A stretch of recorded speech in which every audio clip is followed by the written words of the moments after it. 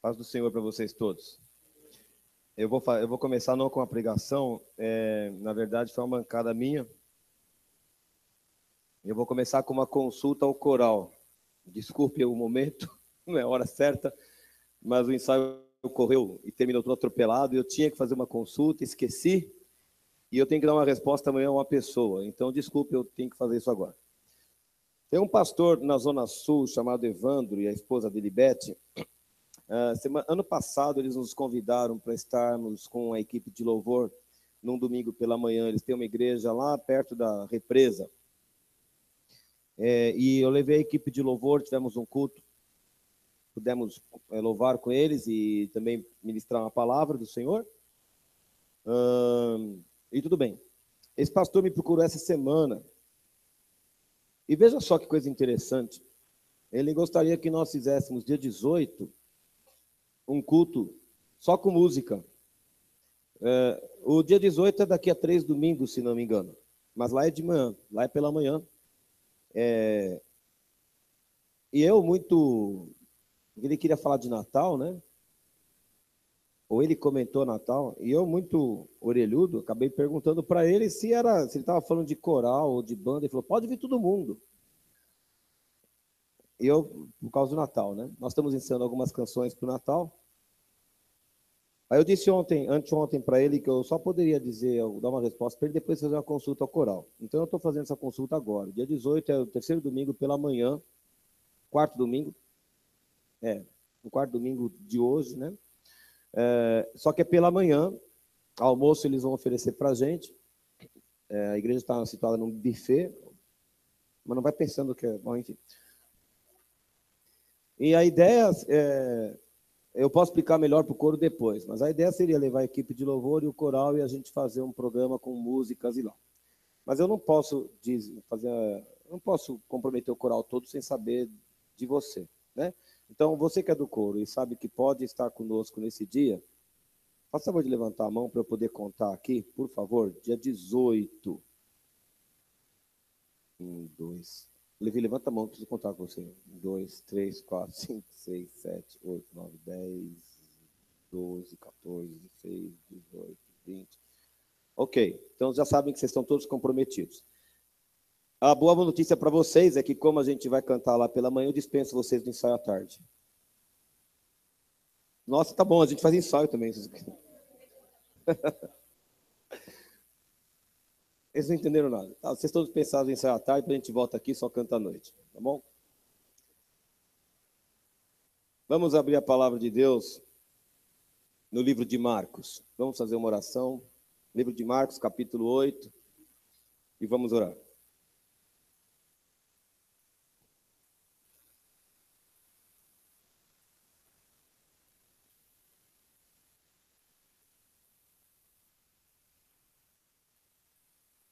Vamos orar. Senhor, tua palavra será aberta diante de nós. O Senhor está nesta casa aqui. Nós pedimos que o Senhor fale através da tua palavra e venha realizar todos os propósitos que o Senhor tem em sua mente. Venha falar conosco, venha nos desafiar, venha nos habilitar mais para servirmos ao Senhor. Venha abrir os nossos olhos para enxergarmos o mundo em que estamos vivendo. E eu peço ao Senhor nessa noite que se há cadeias prendendo mentes, pés, mãos, que pelo teu Espírito sejam quebradas todas as cadeias. Que o Senhor alinhe o nosso pensamento com a tua palavra e com a tua vontade. Em nome de Jesus eu te peço isso. Amém.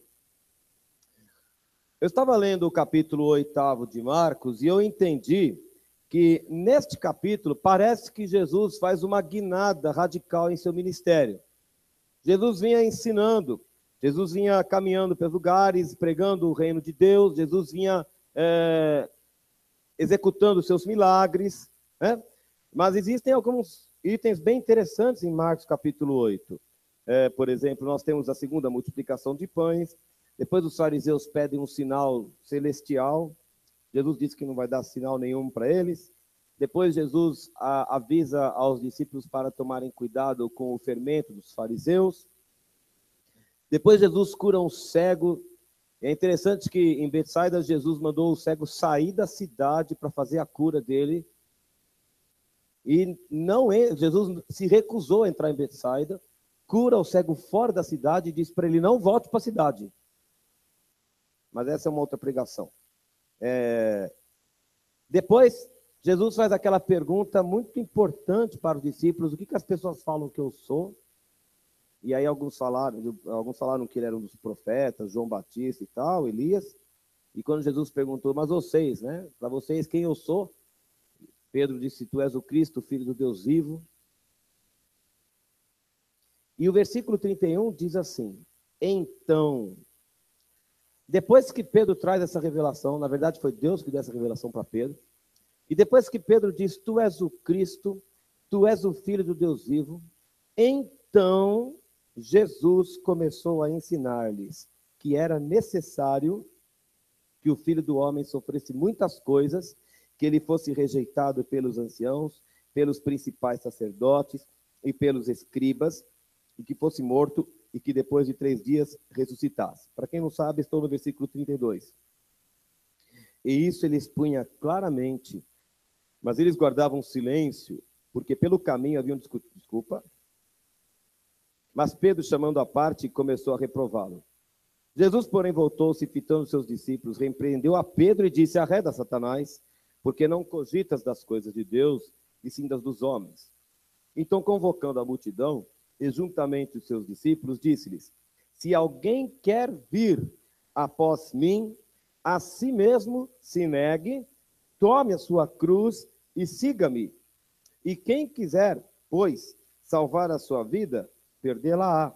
E quem perder a vida por causa de mim e do evangelho, salvá-la-á. Que aproveita o homem ganhar o mundo inteiro e perder a sua alma? E que daria um homem em troca da sua alma? Porque qualquer que nesta geração adúltera e pecadora se envergonhar de mim e das minhas palavras, também o Filho do Homem se envergonhará dele, quando vier na glória de seu Pai com os santos anjos. Então Jesus começou a ensinar no versículo 31 sobre a missão que ele estava cumprindo aqui na terra, que se tratava de uma missão redentora, que a missão de Cristo implicaria uma rejeição e um sacrifício. Essa rejeição passava pelo campo político, porque os anciãos iam reprovar Jesus, e também pelo campo religioso, porque os fariseus e também os escribas iam rejeitá-lo. A gente sempre deve ter em mente, quando se fala de Jesus e seu ministério na terra, que os judeus esperavam que viesse um super-herói, que viesse um grande guerreiro, que fizesse a libertação de Israel, tirasse do jugo dos romanos, e estabelecesse o reino de Israel como havia sido profetizado desde o Velho Testamento. Então, para os judeus, a imagem do Messias tinha de ser sempre a de um homem glorioso. E, de repente, Jesus começa a falar assim: ó, presta atenção. O Pedro tinha acabado de compreender que Jesus era o enviado, o Messias, o ungido de Deus. E Jesus fala: então, presta atenção, eu sou ungido de Deus, mas eu estou vindo aqui para morrer.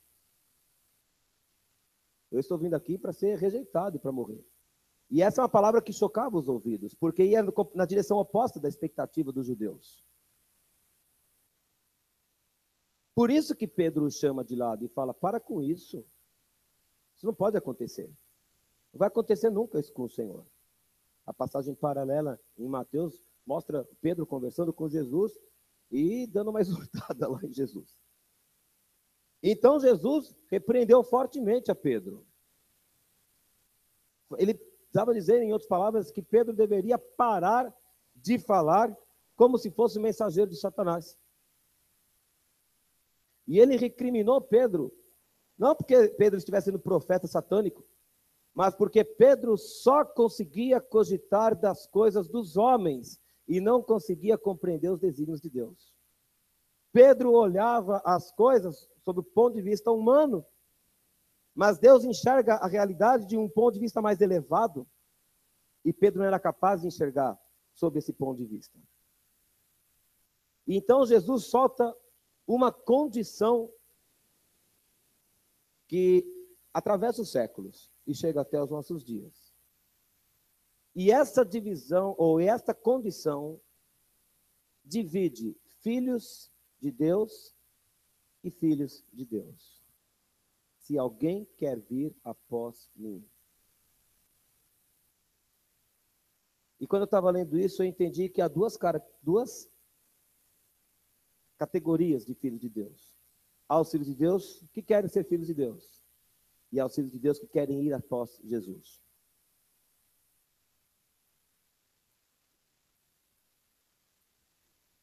Se alguém quer vir após mim. Porque Jesus estava falando isso para ímpios. Jesus estava falando isso para seus discípulos. Vocês querem ser meus discípulos? Então presta atenção. Se quiserem mesmo ser meus discípulos. E aí Jesus começa a colocar algumas cláusulas. Mas eu não quero falar das cláusulas, pelo menos por enquanto. Eu quero visitar Mateus 10. Vou voltar para esse texto aqui em Marcos. Mas eu quero passar rapidamente por outros textos. Eu quero mostrar que antes desse evento, Jesus já tinha dito a mesma coisa aos próprios discípulos. No capítulo 10 de Mateus, nós temos aqui o momento em que Jesus escolhe os seus 12 apóstolos. Ele chama os apóstolos no capítulo 10. Aqui o texto dá o rol dos apóstolos. E aí vem uma série de instruções. Instruções, admoestações, estímulos. E aí ele chega ao versículo 34, em que ele apresenta algumas dificuldades do discipulado. Estas palavras que estão em Mateus capítulo 10 não foram faladas para todo o povo. Estas palavras foram ditas aos 12. Era algo muito específico. Mas olha o que Jesus falou: não penseis que eu vim trazer paz à terra. Eu não vim trazer paz, mas espada. Pois eu vim causar divisão entre o homem e seu pai, entre a filha e sua mãe, entre a nora e sua sogra. Então, os inimigos do homem serão os da própria casa. Não é que eles iam passar a odiar suas famílias, não é nada disso. O que o texto está dizendo é que as pessoas passariam a seguir os princípios de Cristo e que muitas vezes nas famílias em que eles viviam ou nas circunstâncias em que eles habitavam, as pessoas não andavam conforme os mesmos princípios e eles teriam que se posicionar se quisessem ser discípulos de Cristo. Então ele fala: quem ama seu pai ou a sua mãe mais do que a mim não é digno de mim. Quem ama seu filho ou a sua filha mais do que a mim não é digno de mim. E quem não toma a sua cruz e vem após mim não é digno de mim. Quem acha a sua vida, perdê-la. Quem todavia perde a vida por minha causa, achá-la. Jesus nunca trabalhou na Bíblia com tapeação. Jesus nunca escondeu o que está por trás dos seus chamados. Maria ouviu falar, quando ainda Jesus era um bebê, uma espada vai transpassar sua alma. Maria já tinha a noção de que Jesus seria sacrificado e que ela ia sofrer a dor de ver o filho morto. Quando Paulo se converte e vai lá a Ananias para curá-lo, o Senhor fala para Ananias: eu vou mostrar para Paulo quanto importa sofrer pelo meu nome. Quando Pedro tem aquele encontro fatal com Jesus, em João capítulo 21, Jesus fala assim: bom, quando você era jovem, você se cingia e ia para onde você queria. Quando você for velho, você vai para onde não quiser. E vão te levar para onde você não quer. Jesus sempre mostrou o que está por trás. Ele sempre foi muito explícito. Ninguém um dia poderá falar: Jesus, o senhor fez, como é que se fala? Propaganda enganosa. Não existe isso com Jesus. E Jesus, aos discípulos que ele já havia selecionado, foi muito taxativo. Depois, lá na frente, você vai para Lucas, capítulo 14, e você vai descobrir que Jesus diz as mesmas coisas. Só que agora ele não vai dizer essas coisas para os discípulos. Ele vai dizer isso para algumas multidões. Jesus andava e havia um grupo enorme de pessoas caminhando atrás dele. Não sei se estavam interessados nos milagres, não sei se de fato estavam curtindo a nova doutrina que Jesus trazia. Não sei o que se passava, mas eu sei que as pessoas andavam atrás de Jesus. E no versículo 25, diz que grandes multidões acompanhavam. E Jesus, voltando-se, lhes disse: Se alguém vem a mim, mas não aborrece seu pai, sua mãe, mulher e filhos, irmãos, irmãs e ainda sua própria vida, não pode ser meu discípulo. E qualquer que não tomar a cruz e vier após mim, não pode ser meu discípulo. Pois qual de vós... E aí ele faz duas metáforas, né? Ele faz a metáfora daquele homem que quer levantar uma torre, mas ele primeiro precisa calcular se ele terá recursos para levantar essa torre. Porque se ele começar e parar no meio, vão dizer, tá vendo? Começou e não foi capaz de ir até o fim. E ele depois faz a metáfora daquele rei que precisa combater com um exército que tem o dobro de soldados. E ele fala, o rei precisa ver se ele tem condições bélicas para enfrentar aquele exército, porque senão ele vai sofrer a derrota. Então, o que Jesus está dizendo, não agora para os discípulos, mas para as multidões que o seguiam, é, se vocês quiserem ser meus discípulos, o assunto é comigo, em primeiro lugar. O assunto é comigo, em primeiro lugar.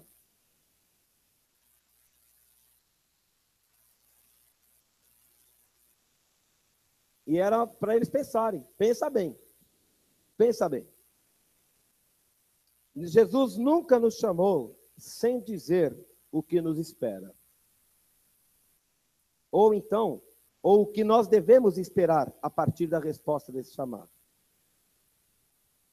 Mas para mim ficou claro que existe uma distinção entre os que criam em Jesus e o seguiam e o acompanhavam, para usar o verbo que está aqui na Bíblia, e aqueles que serviam a Jesus e o seguiam. Eu vou repetir. Há uma distinção clara entre aqueles que creem em Jesus e o acompanham e aqueles que servem a Jesus e o seguem. Seria muito legal se a igreja inteira fosse de servos, mas eu acho que isso não há em nenhum lugar. Nas igrejas nós temos muita gente piedosa, que crê em Jesus e que vai para o céu. Mas muitos querem ser só os acompanhantes. Alguns serão discípulos. A gente prega aqui na igreja que cada crente é um ministro. E nós realmente cremos isso. Mas Jesus não obrigou ninguém a ser discípulo. Jesus falou, se alguém quiser vir após mim. Se alguém quiser vir após mim. Em Mateus capítulo 16,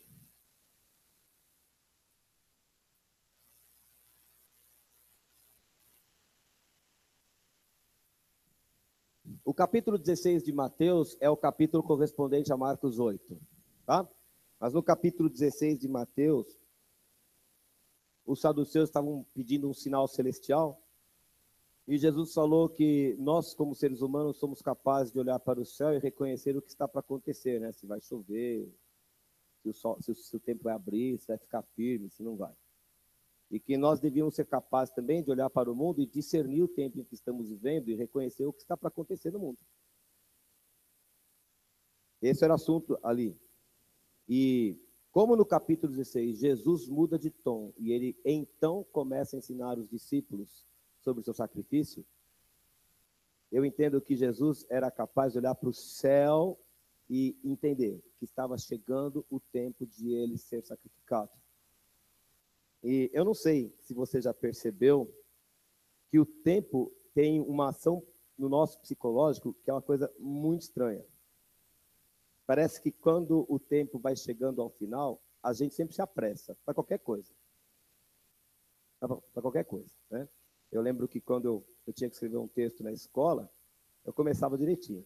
Não era bem o tempo, eram as linhas. Quando eu sabia que eu estava chegando no último parágrafo, no último período, ou nas últimas linhas, me davam sei lá o que aqui dentro, começava a tremer, de desespero de terminar logo o texto.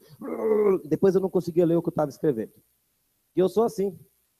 E eu não sei se é assim com você também, mas vai chegando no final, dá um ataque nos nervos, a gente começa a acelerar tudo. Vai ficando tudo mais intenso, tudo mais rápido, né? Isso acontece com viagem de carro. Bom, eu não posso falar muito sobre isso, mas enfim. Eu vou contar uma história que eu ouvi.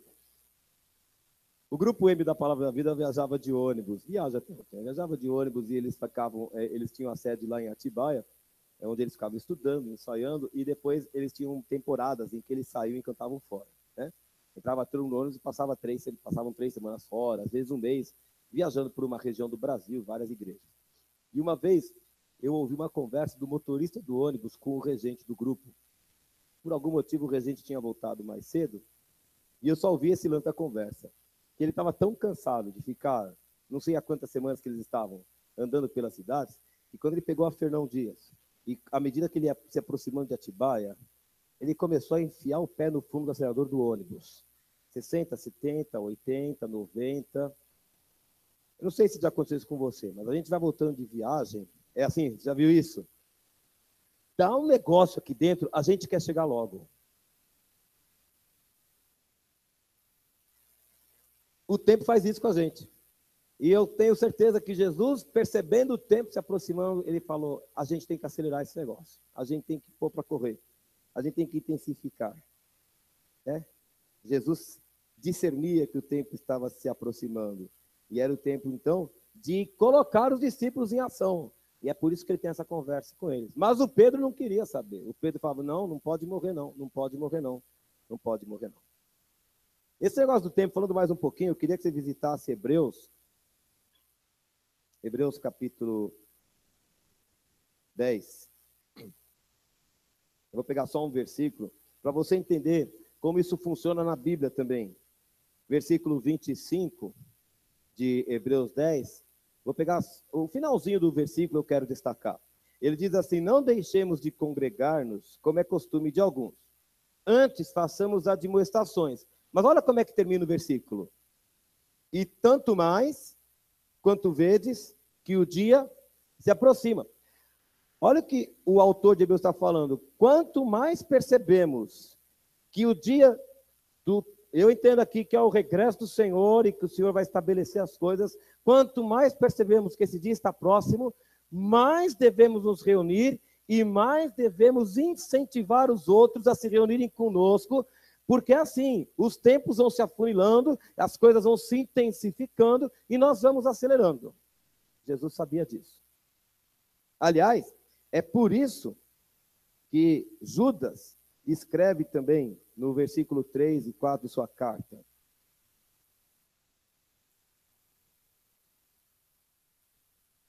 Três e 4 de Judas. Amados, quando eu empregava toda a diligência em escrevermos acerca da nossa comum salvação, foi que eu me senti obrigado a corresponder-me convosco, exortando a batalhardes diligentemente pela fé que uma vez por todas foi entregue aos santos. Judas, eu não sei quantos séculos antes de nós foi escrita a carta de Judas, mas naquela época ele já estava se sentindo impelido pelo Espírito Santo a dizer que devíamos ser diligentes para defender a fé em Jesus. Então você imagine hoje que os tempos estão se aproximando. Por isso que ele fala no versículo 4, pois certos indivíduos se introduziram com dissimulação, os quais desde muito foram antecipadamente pronunciados para esta condenação, homens ímpios que transformam em libertinagem a graça de nosso Deus e negam o nosso único soberano e Senhor Jesus Cristo. E a carta continua. Então, há um tempo em que nós devemos ser capazes de ver o que está acontecendo. Jesus está para voltar. O mundo todo está se preparando para negar Jesus, enquanto Deus... E nós devemos perceber isso. Então, Jesus falou assim, é tempo de eu ser sacrificado. E agora, mais uma vez, é tempo de nós nos prepararmos para sermos discípulos de Jesus. Porque as coisas estão correndo. Discípulos na acepção que Jesus disse. Então, Jesus, ciente dessa urgência que o tempo provoca em nós, ele convocou os discípulos em Marcos capítulo 8. E agora voltamos a Marcos, então, lá no capítulo 8, no versículo 31, veja que agora Jesus estava ensinando, então, aos discípulos, né? Que ele ia morrer. Pedro veio Pedro veio e repreendeu Jesus. Jesus reprovou Pedro no versículo 33. E no versículo 34, Jesus convocou as multidões e os discípulos. E agora, então, ele vai repetir. E Jesus faz 3 exigências para aquele que quer ser discípulo.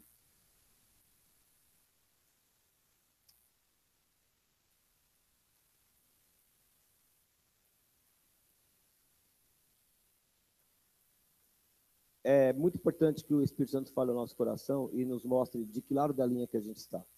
Eu não vim aqui discutir se você é filho de Deus ou não. Se você crê em Jesus, você é filho de Deus. Mas muitas vezes nós somos daqueles que gostam de estar perto de onde está Jesus. Eu gosto de ver os milagres, eu gosto de ver Jesus caminhando e tocando as pessoas, eu gosto de ver Jesus curando o cego, eu gosto de ver Jesus atravessando o mar, eu gosto de ver Jesus multiplicando pão e peixe, eu amo ouvir Jesus pregando, mas tá bom isso. Mas Jesus tem perguntado assim, quem quer ser meu discípulo? Que é um passo à frente. Mas se alguém quer ser meu discípulo, então no versículo 34 ele fala assim, primeiro, negue a si mesmo. Veja que ele não começou mandando tomar a cruz. Ninguém vai ser capaz de tomar a cruz que Jesus carregou se primeiro não negar a si mesmo. Eu tenho que me esvaziar de mim para poder carregar a cruz do Senhor. Enquanto os meus interesses forem muito importantes para mim, eu não poderei ser discípulo de Jesus. Eu posso ser um bom crente na igreja, mas eu não posso ser um bom discípulo. E Pedro foi confrontado por Jesus porque ele já era apóstolo. Jesus já tinha chamado de apóstolo. Mas Pedro foi confrontado por Jesus porque, como Jesus disse, ele não cogitava das coisas de Deus, mas das coisas dos homens. Eu posso entender Pedro. Eu posso perceber o contexto em que Pedro vivia. Eu posso imaginar a ansiedade dos judeus esperando o Messias glorioso, guerreiro e libertador, um líder político, um líder militar. Eu posso imaginar. Então, talvez Pedro tenha pensado assim, eu quero ser discípulo de Jesus, mas eu não quero passar pelo sofrimento que ele disse que vai passar. Talvez ele tenha pensado assim, quantas pessoas seguem Jesus aí, quantas multidões vão atrás desse homem, e se ele morre, qual vai ser a decepção, a desilusão, a frustração dessas pessoas? Jesus iria pensar um pouco mais nessas pessoas aí, elas vão ficar frustradas. Jesus não devia morrer, não. Talvez ele tenha pensado, perdi meu tempo, 3 anos andando atrás desse homem para ele falar que ele vai morrer. Que porcaria. Ele podia ter pensado essas coisas. Eu não sei o que Pedro pensou. A Bíblia não diz. Só que uma coisa é certa. Ele não era capaz de olhar a situação pelo prisma de Deus. Ele só era capaz de enxergar pelo prisma dos homens. E toda vez que nós temos dificuldade de abrir mão de alguma coisa nossa, é porque a gente continua olhando com os olhos humanos. O discípulo de Cristo é uma pessoa que deixou de valorizar as convenções sociais. Ele não pôs mais valor nisso. E é por isso que ele pode abrir mão de si mesmo. Ele abre mão dos seus prazeres, não no sentido ruim que a palavra ganha muitas vezes, né? Mas de algumas alegrias que a gente tem direito de ter aqui nessa terra. Ele está disposto a abrir mão dos seus sonhos, ele está disposto a abrir mão dos seus bens, ele está disposto a abrir mão da sua carreira. E nada disso é mais importante. Paulo disse que ele considerava todas essas coisas refúgio, esterco, para ganhar a Cristo.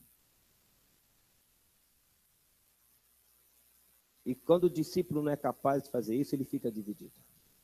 Ele fica dividido. Eu não estou falando de nenhum de vocês, eu estou falando de mim. Eu também tenho decisões a tomar. E é difícil tomar decisão. Porque os olhos humanos falam, e lá na frente?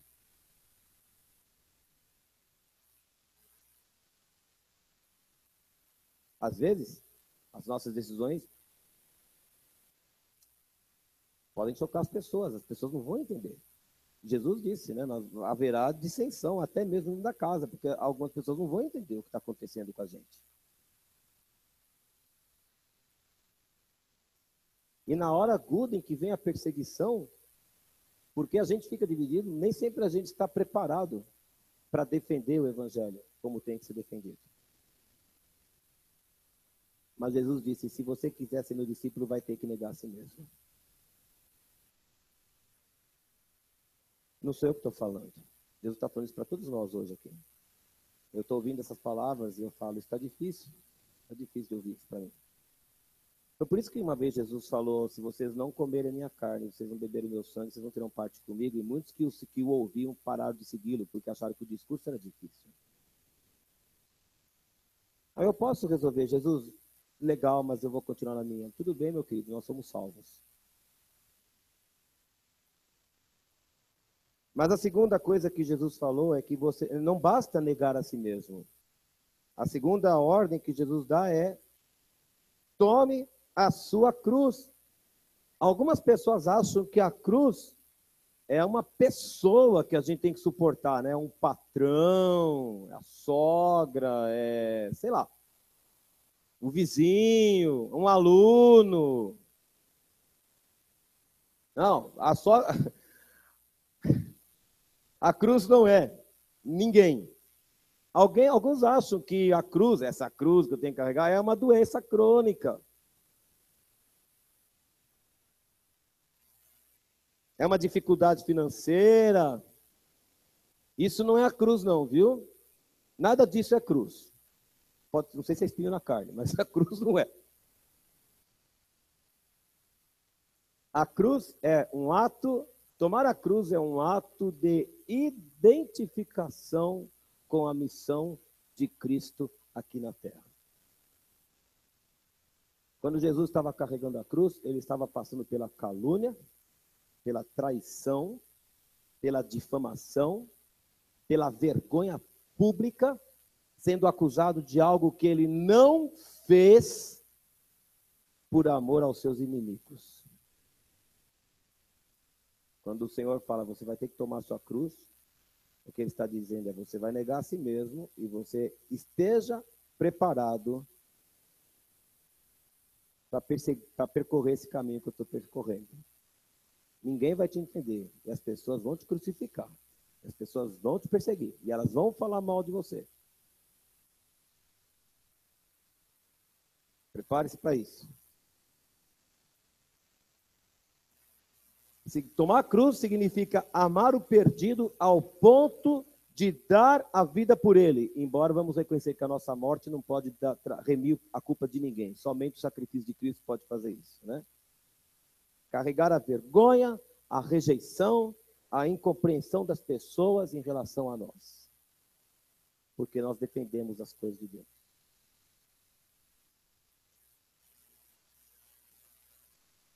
Um conhecido meu está passando por uma situação muito difícil. Mas muito difícil mesmo. Ele não conhece o Senhor. Durante muitos anos, eu ouvi rejeitar Jesus. Durante muitos anos, essa pessoa, quando alguém orava, essa pessoa fazia questão de manifestar de alguma forma que ela repudiava a oração que era feita no grupo. Ela não é de igreja nenhuma, mas ela estava habitando com pessoas que conhecem o Evangelho. E ela entrou numa situação terrível, terrível. Eu sei que essa pessoa negou Jesus várias vezes, que a oportunidade lhe foi oferecida várias vezes, mas eu conheço Jesus e sei que ele continua oferecendo oportunidades. Enquanto a pessoa não for desta para outra, haverá oportunidades para ela. Eu sei que Jesus amou tanto quanto me amou. E que ele derramou o mesmo sangue por aquela pessoa e por mim também. Então eu escrevi para essa pessoa. falei, lamento que você esteja passando por essa situação toda. E a vida nos oferece várias oportunidades de aprendizado. Eu espero que você consiga aprender tudo o que você precisa, superar essa dificuldade. E eu espero que Deus te abençoe. Aí ele escreveu para mim de volta, eu não fiz nada do que estão falando e não sei o quê. Eu falei, eu não quero saber. Não é da minha conta. Se fez, se não fez, não é da minha conta. Eu espero que você encontre as respostas que você está procurando. A resposta dele foi, agora eu sei que você é um cristão de verdade. Passou uma semana, escrevi de volta. Como é que você tem passado? Eu continuo orando por você.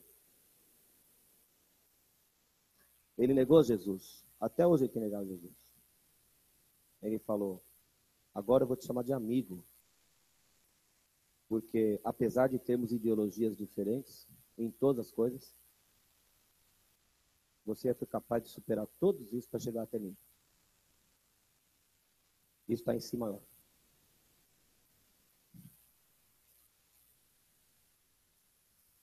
Não consigo. Tem problema. E a gente precisa se acostumar com isso. Porque é fácil, sabe, ficar olhando o problema dos outros e falar, tá vendo? Eu podia falar, bem feito, tá negando Jesus até hoje. Eu sei que está colhendo porque negou Jesus. Eu sei disso. Mas Jesus foi à cruz por ele e caminhou aquilo com ele. E eu não posso fazer diferente.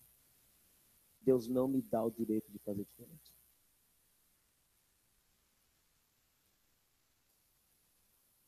Não posso fazer nada. E é legal porque Jesus limpa o coração da gente. Jesus limpa o nosso coração. E a gente consegue olhar para aquelas pessoas e falar assim, eu estou disposto a dar o braço para te ajudar, se eu puder. Não sei se você lê o mundo, né? As notícias são tão alarmantes. Ontem à noite eu recebi uma imagem, depois que a gente voltou do culto.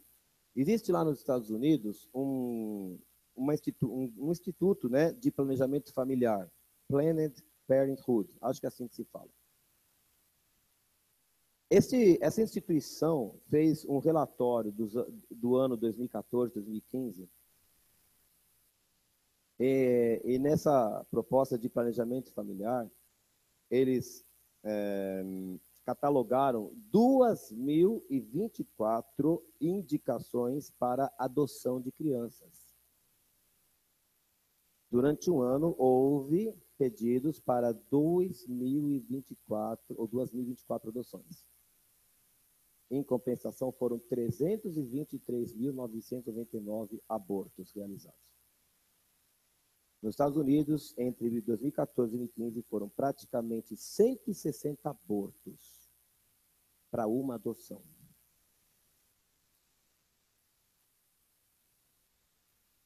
Esse é o mundo em que nós vivemos. Eu só consigo dizer Maranata. Maranata, Apocalipse Now. Apocalipse Now, assim, entendeu? Só que isso significa que mais do que nunca é tempo de defendermos o Evangelho e de darmos as mãos para as coisas do Senhor Jesus. E Jesus continua perguntando, quem quer ser meu discípulo? Quem quer ser meu discípulo? Cristão, deixa eu te dizer uma coisa. O mundo vai nos empurrar para a situação. Ou a gente vai viver em cima da corda bamba, concordando com tudo que acontece, mas servindo a Deus na igreja quando dá para ir, ou a gente vai ter que defender o Evangelho e vai ter que se preparar para tomar a cruz. Eu não acho isso ruim. Eu acho glorioso. Eu acho glorioso. Alguém aqui, por acaso, foi ler o Timóteo leu? O tema do Enem desse ano? O que você achou do tema, Timóteo? Você gostou? Ele achou interessante. Então, eu quase chorei quando eu li o tema. Por quê? Muito. Perigosamente enviesado. Ele era matreiro em último grau. O tema do Enem desse ano foi sobre intolerância religiosa. E eles tentaram dar uma equilibrada nas coisas para que todo mundo pudesse escrever, mas o primeiro texto da coletânea vinha com os dois pés no peito dos cristãos, dizendo que, num país laico, como diz a Constituição, ninguém tem o direito de impor aos outros a sua cultura ou de reclamar que a sociedade se comporte como diz o seu credo, porque esse é um país laico. Esse foi um recado muito bem dado aos cristãos, porque na mídia, somente cristãos hoje reclamam porque todo mundo faz o que quer. Depois eles deram uma suavizada do outro lado e disseram que os evangélicos são a segunda maior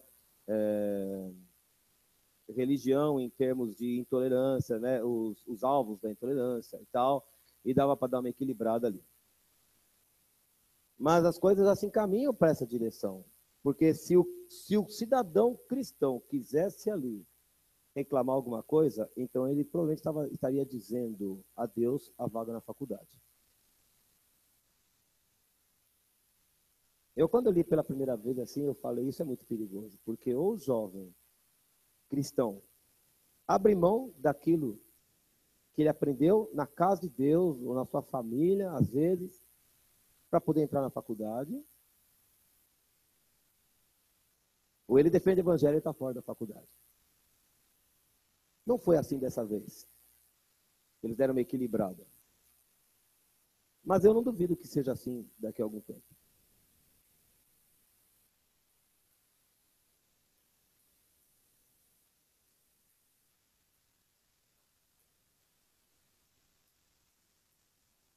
Sim. Jesus estava dizendo aos discípulos, se alguém quer vir após mim, negue a si mesmo, tome a sua cruz. Tomar a cruz implica que nós teremos de entender o caminho de Cristo. E o que foi que Jesus vivenciou. E sabemos que isso nos espera também. Porque os tempos estão afunilando. E Jesus terminou. Primeiro você nega a si mesmo, depois você toma a sua cruz, agora você me segue. Deixa eu fazer uma pergunta. Onde terminou o caminho de Cristo? Tem que seguir. Até as últimas consequências. Quer ser meu discípulo? Quer ser meu discípulo? Vai ter que seguir.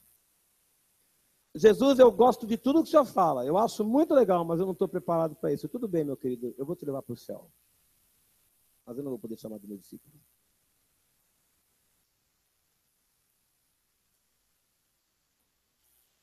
É mais do que praticar o bem. Seguir Jesus aqui era algo literal. Não é fazer o bem, ajudar as pessoas, é amar o próximo, é distribuir comida, está tudo certo. Está tudo certo. Mas Jesus estava falando de seguir a trilha. E a trilha de Jesus foi Gólgota. Ele saiu da cidade, ele subiu o monte e ele foi crucificado lá no Monte da Caveira. E o Senhor nos pergunta, está disposto a andar esse caminho, ser rejeitado por todos? Por amor de mim? Está disposto? Aí no versículo 35, Jesus diz coisas mais estranhas. Quem quiser salvar a sua vida, perdê-la-á. E quem perder a vida por causa de mim e do Evangelho, salvá-la-á. Desculpe dar uma aula de português nesse momento, mas todos os verbos que estão nesse versículo estão no futuro. E ele coloca um futuro depois do outro. Quem quiser, é a decisão que você toma agora. Quem quiser salvar, tem um futuro depois, perdê-la-á. Quem perder a vida, tem um futuro agora, tem um futuro que vai deste momento nos próximos dias, semanas e anos. Mas tem o salvar-la-á que vem depois. Então, quando Jesus coloca esse futuro atrás do... Não existe esse tempo na gramática, tá?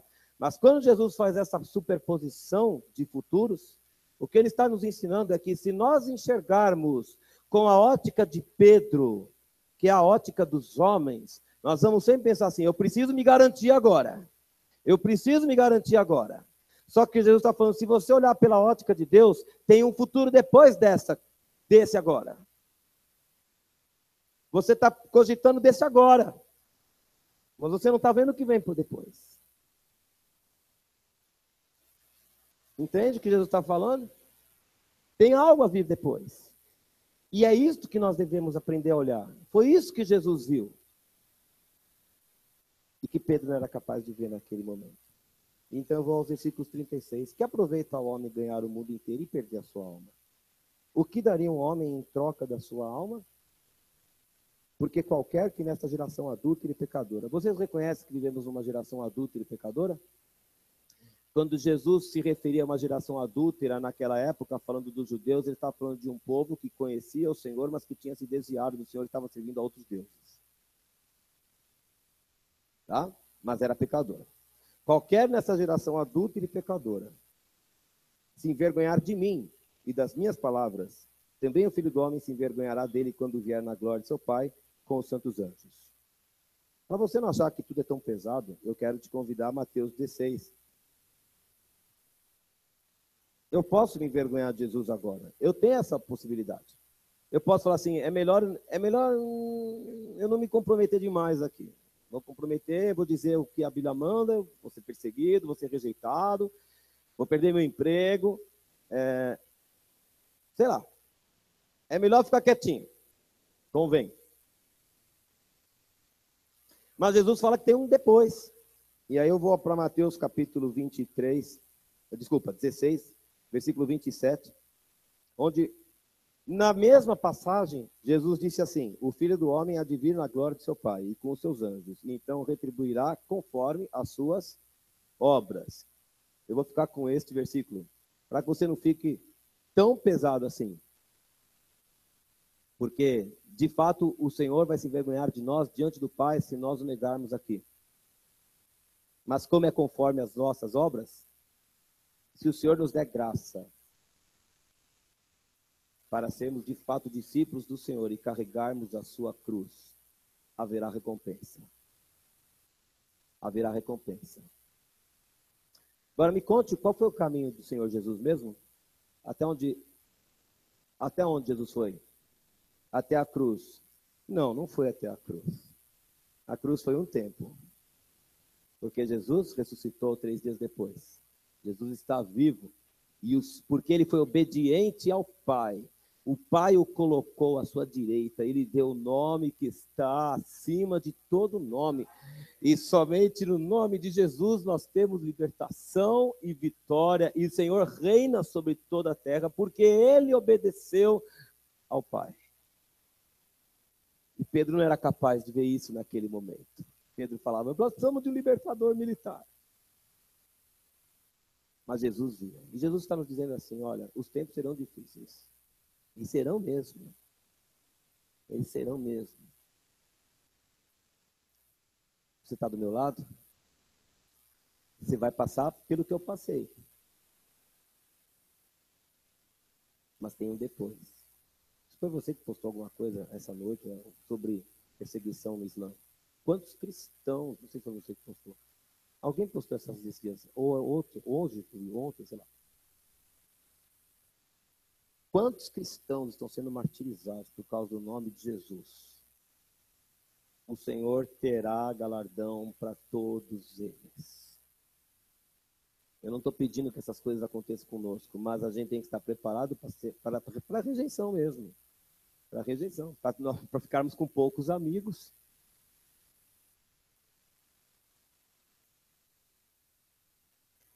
Não tem importância. Não tem importância. Se alguém quer ser meu discípulo, negue-se a si mesmo, toma a sua cruz e siga-me. Este versículo, nega-se a si mesmo, tome sua cruz, está martelando em minha mente faz 2 meses. Eu sei quando Deus me dá uma palavra para pregar, porque eu ouço o versículo e geralmente é no chuveiro. Então, como tudo estava acontecendo como de costume, eu já sabia que era Jesus que estava dando essa palavra. E eu não tenho dúvida de que foi Jesus que deu a palavra. Mas eu confesso para vocês que eu segurei essa palavra porque eu não sabia exatamente o que dizer. Então, tivemos uma renovação lá, tivemos renovação aqui. Vim falar sobre crente incrédulo e outras coisas que Deus foi dando. Semana passada eu estava sentado aqui na pregação, quando o Senhor falou no meu ouvido, Marcos 8, 34, 35. O papai estava começando a pregar. Eu não sabia o que tinha em Marcos 8. E eu abri na hora, aqui do lado da Nice, e me espantei quando eu vi que o versículo que eu tinha ouvido no chuveiro, fazia 2 meses, estava aqui na minha frente. E eu sei que eu estou trazendo a palavra que Deus mandou. Estou tranquilo, porque eu estou falando o que Jesus mandou falar aqui. Deus nos tem chamado para sermos discípulos. Hoje o Senhor está nos chamando para sairmos do nível da multidão que acompanhava Jesus. Tem marcha para Jesus, vai um monte de gente. E tem não sei o que, vai um monte de gente. E tem show da banda não sei das quantas, vai um monte de gente. E tem o pregador no estádio, vai um monte de gente. Nada contra esses movimentos, não estou falando mal dos movimentos. Mas tem muita gente que vai porque está no meio da multidão. Mas Jesus está nos chamando para algo melhor. Quantos querem ser meus discípulos? Eu sei quais são as exigências do Senhor para mim. As exigências são essas. Eu tenho que negar a mim mesmo. Eu tenho que tomar a cruz do Senhor. Desculpa, a minha cruz, que foi o que Jesus fez. E eu tenho que segui-lo. E eu tenho que segui-lo. Aonde quer que me leve. Mas eu sei que tem um depois do depois. E eu quero que o Senhor nos dê a graça nessa noite de enxergarmos esse depois. O coro vem à frente, chama lá em cima, todos que são do coro que estão lá em cima agora, que elas têm que descer. E a ministração hoje vai ser com o coral. O coro, por favor, pode vir à frente. Nós vamos fazer um cântico da missão, alguns conhecem. E nós vamos orar esse cântico hoje. Que o Senhor nos dê a graça, tem que vir. Que o Senhor nos dê a graça de servirmos o Senhor.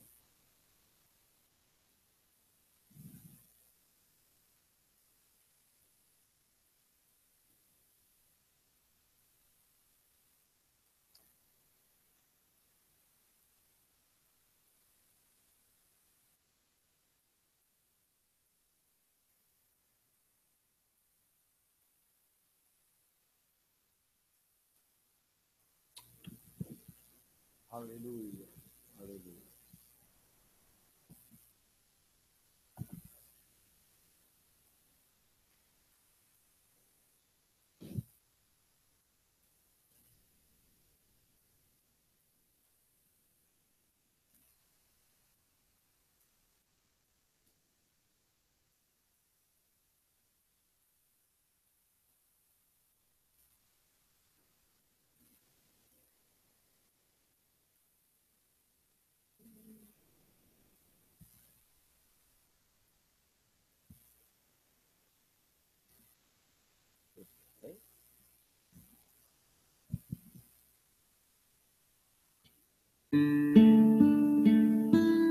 Fui à cruz com meu Jesus, logo já não vivo eu. Cristo agora vive em mim. Fui à cruz com meu Jesus, logo já não vivo eu. Cristo agora vive em mim. Fui à cruz com meu Jesus, logo já não vivo eu. Cristo agora vive em mim. Fui à cruz com meu Jesus, logo já não vivo eu. Cristo agora vive em mim.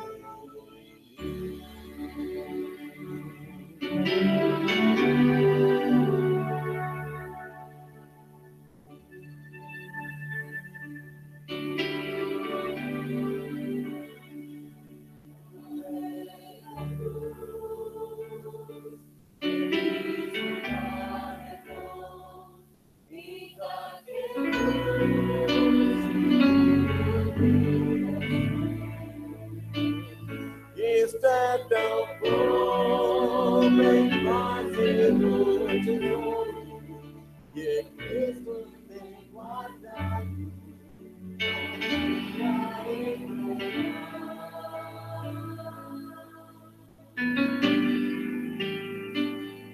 Loucura do amor é ordem do Senhor, que já provou o ódio e o rancor.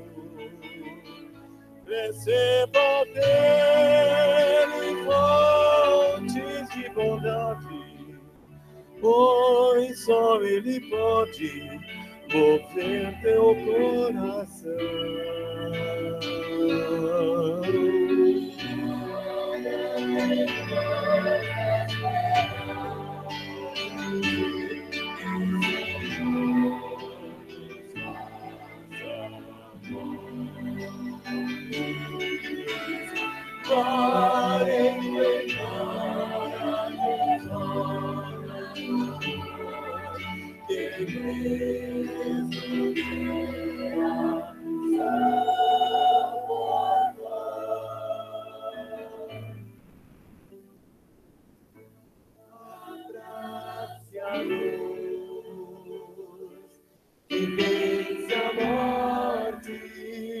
Seguindo os passos que Jesus deixou, o trabalho que se encerra, abrace, pois agora a cruz de ser cristã.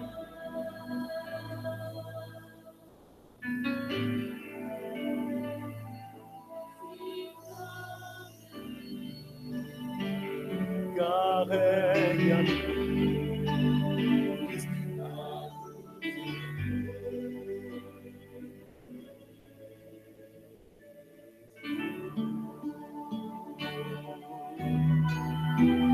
Senhor Jesus, nós pedimos que nos dês a graça de tomarmos a cruz.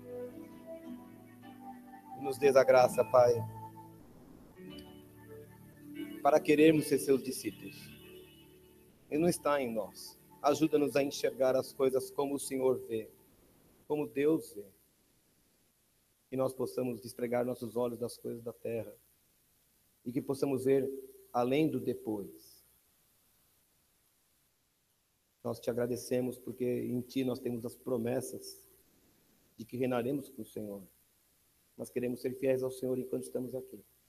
Os dias são maus. O mundo está caótico. E eu creio que o Senhor está para voltar. Dá-nos a graça de sermos fiéis ao Senhor. Até o dia que o Senhor vier nos buscar nesse lugar aqui e estarmos juntos com o Senhor eternamente. Em nome de Jesus. Amém. Se você foi abençoado, nós peço que você aplaude o Senhor. Pode sentar.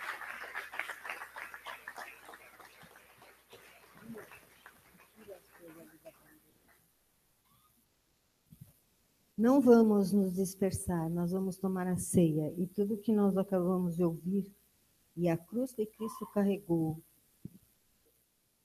lá naquele madeiro. Nós agora, sabendo, porque já vivemos isso, sabendo o que Ele fez, nós vamos tomar a ceia, nós vamos pensar se nós queremos realmente seguir esse Jesus e tomar a cruz que Ele está nos oferecendo. Ou se nós queremos continuar crentes, mas sem tomar essa cruz. A decisão é nossa. A posição é nossa. É tempo de posição. É tempo de nos posicionarmos com as coisas que o mundo tem trazido, com as coisas que ouvimos lá fora, com as coisas que estão despertando cada vez e muito rápido, para que nós nos desviemos do Senhor. É tempo de posição. Então nós vamos tomar a ceia e cada um por si, não se reúnam, é cada um, é individual, posicionamento é individual. Tome o seu pão, o seu vinho e se posicione diante do Senhor. Vamos tomar a ceia do Senhor na alegria, porque o Senhor é.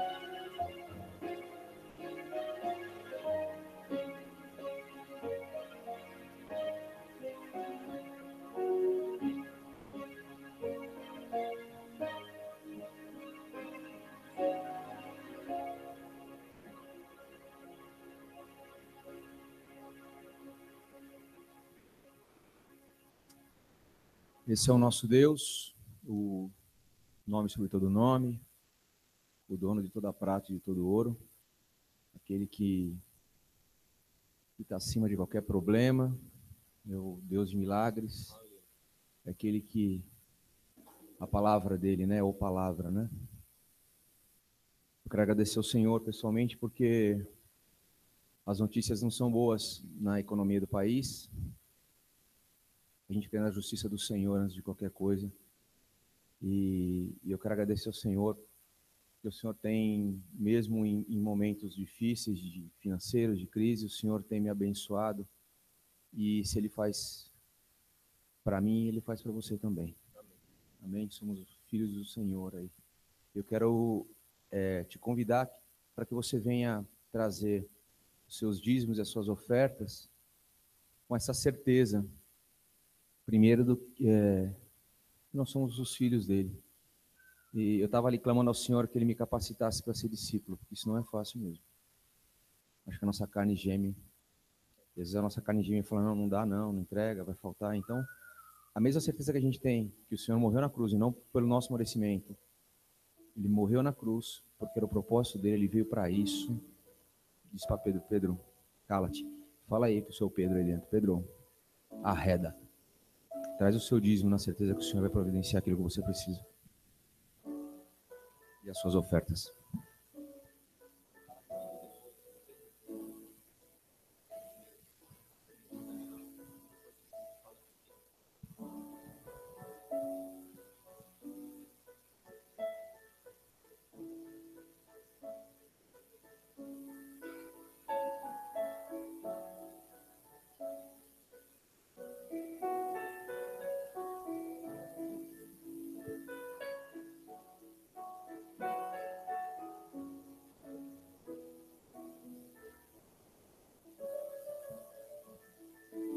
Estenda as suas mãos para salvas. Vamos abençoar aquilo que Deus já abençoou, na verdade. Ele abençoou a sua vida para que você pudesse trazer, amém?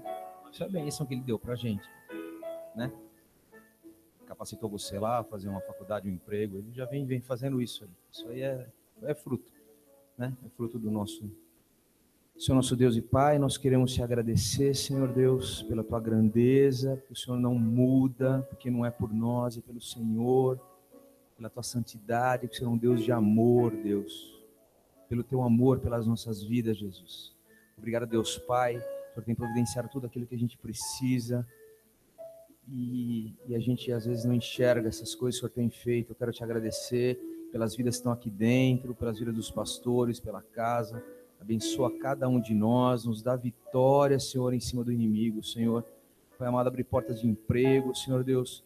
Como eu disse aqui, o Senhor me abençoou, o Senhor tem me abençoado, Pai. Eu peço isso em nome do Teu Filho amado, que o Senhor venha abençoar a vida dos irmãos que estão passando por necessidade, Senhor. Deus, abre portas em nome do Senhor Jesus, Pai. Amém.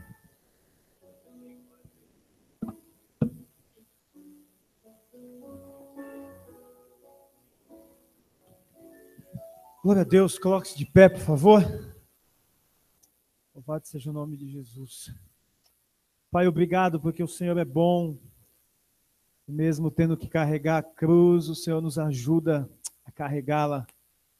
E nós te louvamos porque o Senhor tem nos escolhido para ser filho, para ser discípulo, e nós queremos caminhar segundo o teu propósito, segundo aquilo que o Senhor tem, para a glória do teu nome. Que a graça maravilhosa do Senhor Jesus, o amor do nosso Deus e Pai e a comunhão do Santo Espírito esteja com nossas vidas hoje e até a tua volta, em nome de Jesus.